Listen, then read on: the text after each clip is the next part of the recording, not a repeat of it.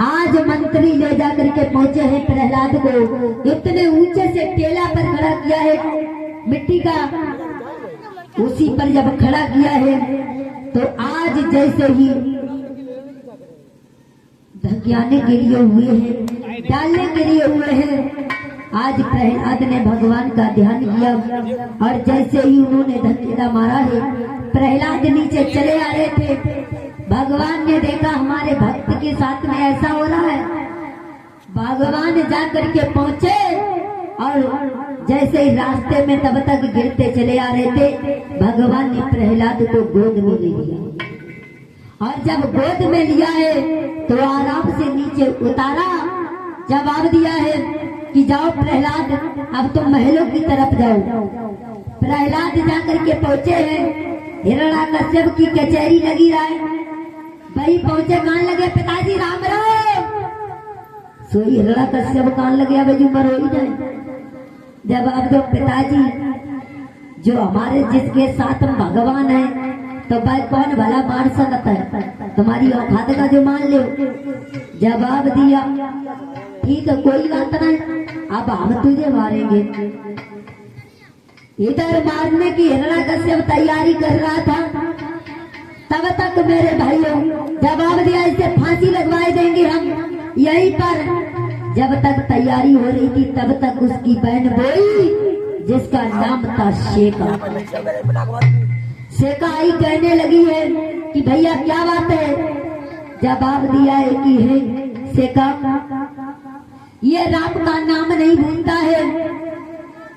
जवाब दिया राम का नाम नहीं, इसे मुझे मारना है। जवाब दिया भैया तुम चिंता ना करो, जब तो हमारे ऊपर छोड़ दो, हम सब संभाल लेंगे, हम इसे मार देंगे। जवाब दिया ठीक है ले जाओ।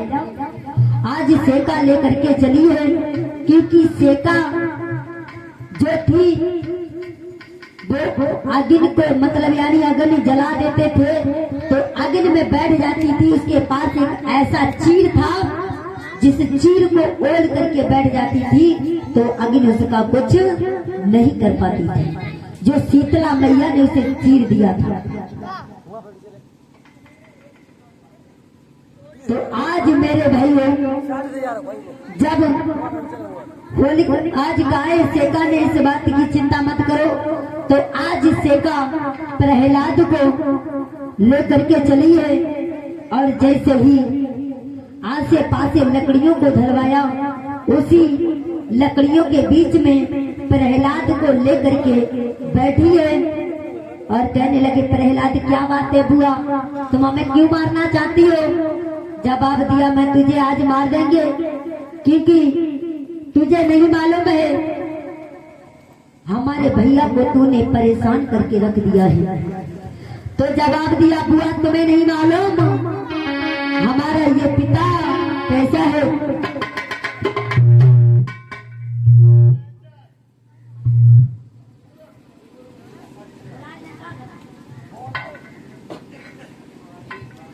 और ये अग्नि शर्मा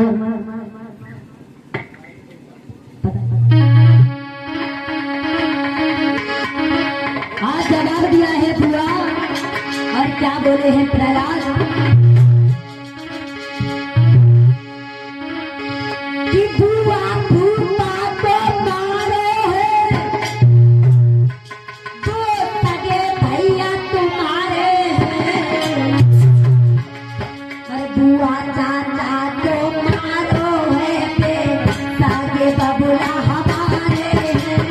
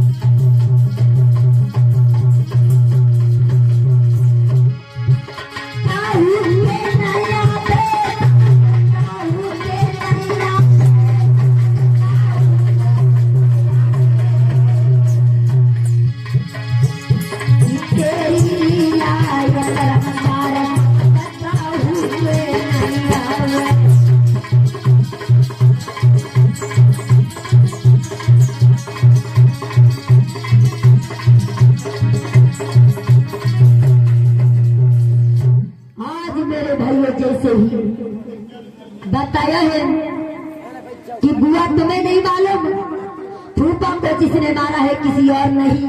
भगवान को दोषी बना रहे हो, लेकिन भगवान नहीं बल्कि मेरे पिता ने मारा है जो तुम्हारा सगा भाई है। और चाचा को जिसने मारा है वो सगे पिता हमारे हैं। सेका कहने लगी है क्या हुआ है?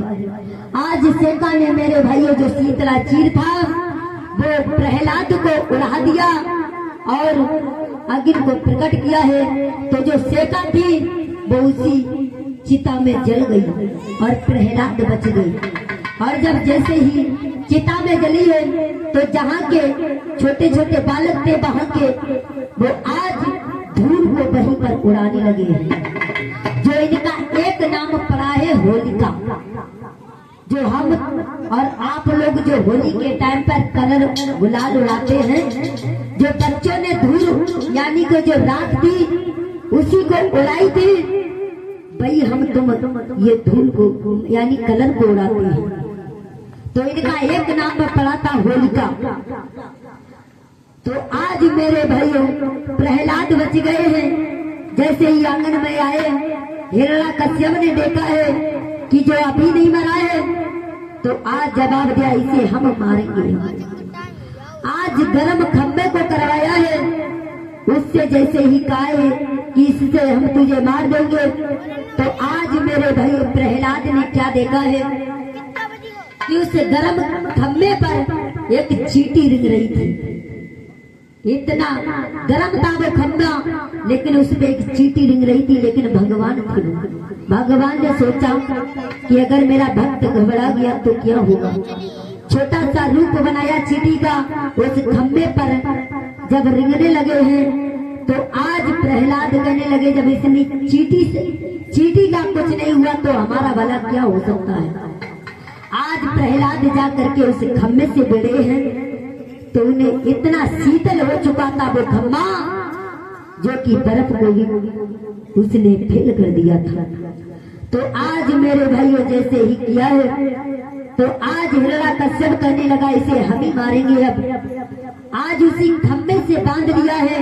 जैसे ही तलवार उठाई भगवान ने नरसिंह का रूप बनाया और जैसे ही हिरण्याकश्यप को मेरे भाइयों दावा है जैसे ही गिरा लिया और आज इस जंगा पे बिठा करके और बीच ढेरी पर रख दिया है। और जैसे ही ढेरी पर रखा है जवाब दिया अब तुझे हम आज तेरा अंतिम दिन है। हिरण्याकश्यप कहने लगा है ये बताओ हम नहीं कर सकते। कहने लगे क्यों? क्योंकि हमें ये वरदान मिला है ना हम रात में मरेंगे, ना दिन में मरेंगे, ना भीतर मरेंगे, ना बाहर मरेंगे, ना मुझे नर मारेगा ना मुझे नारी मारेगी, यानी ना 12 महीने में मरेंगे। जवाब दिया तुम चिंता ना करो, इसका भी हमारे पास है सुविधा। जंगाहों पर रख लिया बीच ढेरी पर। जवाब दिया कहाँ हो? अंदर हो या बाहर हो? जवाब दिया ना अंदर हूँ ना बाहर हूँ, बीच ढेरी पर। जवाब दिया फिर भी नहीं मार सकते हो क्योंकि ना ऊपर मरेंगे ना नीचे। जवाब दिया ऊपर हो कि नीचे हो? जवाब दिया ना ऊपर है ना नीचे है, जंगाहों पर बैठे। जवाब दिया और तेरा वरदान क्या है? जवाब दिया ना नर से मरूं ना नारी से मरूं। जवाब दिया हम नर है या नारी हूँ? जवाब दिया ना नर हो ना नारी हो, क्योंकि आधे नारी हो आधे नर हो, दोनों तरीका की हो। जवाब दिया किसी हथियार से नहीं मरेंगे। जवाब दिया मेरे पास कुछ है? जवाब दिया नहीं, तुम्हारे तो बड़े बड़े नाखून हैं। जवाब दिया फिर हम 12 महीने में नहीं मरेंगे। भगवान कहने लगे